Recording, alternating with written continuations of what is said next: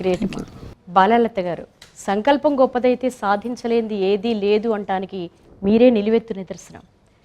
నిజానికి మీరు CSB IAS అకాడమీని స్థాపించి ఎంతోమంది సివిల్ టాపర్స్ని తయారు చేస్తున్నారు. ఒక రకంగా చెప్పాలంటే మిగతా వాళ్లకు సాధ్యపడింది మీకే ఎలా సాధ్యపడింది? ఇంత స్ఫూర్తి, ఇటువంటి ఆ కరేజ్, అలాగే ఆ విల్ పవర్ మీ అమ్మగారి నుంచి వచ్చిందా? నాకు 11 సంవత్సరాల వయసు ఉన్నప్పుడు నాకు నడక కూడా గుర్తులేని టైంలో అప్పుడప్పుడు అడుగులేస్తున్నానంట. అప్పట్లో నాకు పోలియో డ్రాప్స్ రియాక్ట్ అయ్యి పోలియో వచ్చిందండి. నేను స్పెషల్లీ ఏబుల్డ్ చైల్డ్, మీరందరూ చూస్తున్నారు. మా అమ్మ చాలా జాగ్రత్తగా నాకు ఆ తేడా తెలియకుండా పెంచిందనమాట. నాకు వైద్యం కోసం ఎక్కడ ఎవరు చెప్పినా సరే, ఆడపిల్ల కదా కొంచెం నడిస్తే బాగుంటుంది, తన పనులు తను చేసుకుంటే బాగుంటుందని చెప్పి మా అమ్మ చాలా దూర ప్రాంతాలే నన్ను పెట్టుకుని నా కోసం, నా ట్రీట్మెంట్ కోసం చాలా కృషి చేసింది. నేను సివిల్ సర్వీసెస్ రాస్తానని చెప్పి మా అమ్మని అడిగినప్పుడు ఫస్ట్ ప్రోత్సహించి నన్ను తీసుకెళ్ళింది కూడా మా అమ్మ మా నాన్న ఇద్దరు కలిసి తీసుకెళ్లారు.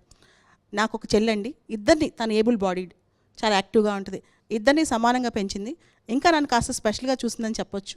నేను జీవితంలో అందరిలాగా సమానంగా బతకడానికి మా అమ్మ మా నాన్న ఇచ్చిన ప్రోత్సాహం, చాలా వాళ్ళు ఇచ్చిన ప్రోత్సాహం వల్లే నేను ఈరోజు ఈ స్థాయిలో ఉన్నానండి. అయితే ఆడపిల్లలు కేవలం తల్లి అనుకుంటాం, కానీ ప్రతి అమ్మాయి మనసు ఒక తల్లి మనసు.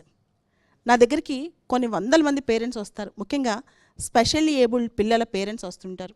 మీకు చాలామంది అమ్మ కథల్లో పిల్లల సుఖంలో వాళ్ళు సక్సెస్ అయితే తల్లుల మొక్కల్లో సంతోషం ఉంటుందండి. చాలామంది ఆడపిల్లని, నా దగ్గర క్లాస్ టీచర్ హనిత అని ఒక పాప వచ్చింది, నాలానే కంప్లీట్ వీల్ చైర్ అనమాట.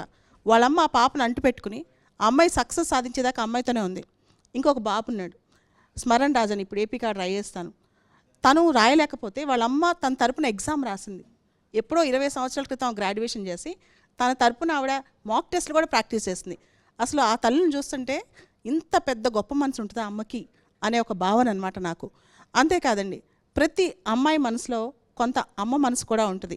అది కంటేనే అమ్మ అని నేను అన్ను, కనకపోయినా గొప్ప మనసు, అర్థం చేసుకునే మనసే అమ్మ మనసు అని నేను నమ్ముతానండి.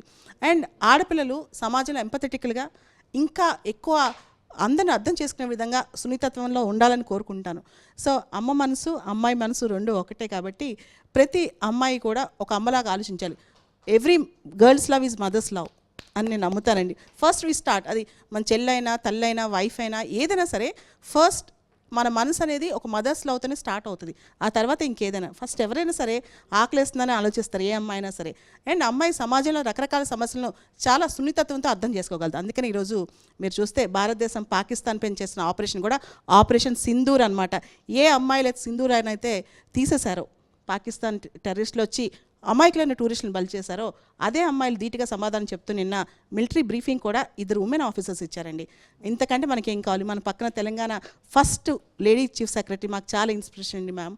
ఇలాంటి వ్యక్తులు మాకు ఉన్నారు కాబట్టి ప్రతి అమ్మాయి తెలుగు రాష్ట్రాల్లో సమానంగా ఈక్వల్గా పెరిగి ఆ అమ్మతనాన్ని అందరికీ పంచాలి, ఆ మంచితనాన్ని అందరికీ పంచాలని కోరుకుంటున్నాను. Great words Balalatha.